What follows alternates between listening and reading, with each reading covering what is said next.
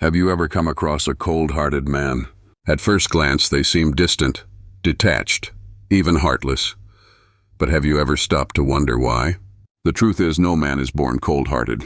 They don't lack emotions. In fact, it's quite the opposite. These men were once full of care and compassion, but pain, betrayal, and the way life treated them reshaped who they are. They became cold as ice. Here's the dark reality. The world has a way of breaking a man. As men, we endure hurt and disappointment, and when love, appreciation, and human connection are stripped away, a man hardens. He turns stoic, seemingly indifferent, yet beneath that tough exterior lies a wounded soul heart with a gaping wound. I've seen many of these men. It's heartbreaking to witness.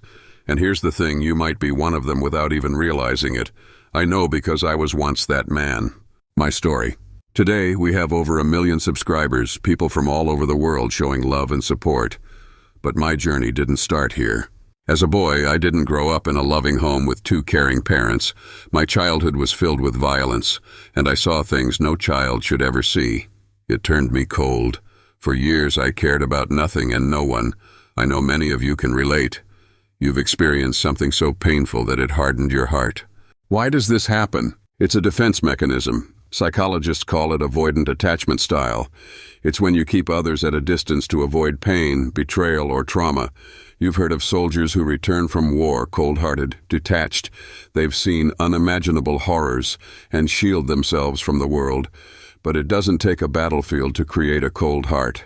For many, it's betrayal by someone they trusted, being used or abandoned, or realizing the hard truth. Society doesn't always care. At its core, it's all about pain.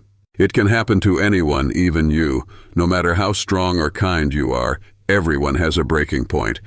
And those who seem cold-hearted, they don't want to be that way. Deep down, they crave connection. They long for human intimacy, even if they'll never admit it. But they tell themselves it's better to carry a cold heart than a broken one. To protect themselves, they put on armor, shielding their emotions. Some wield a sword, attacking the world in anger and hurting themselves and those around them. But here's the lesson.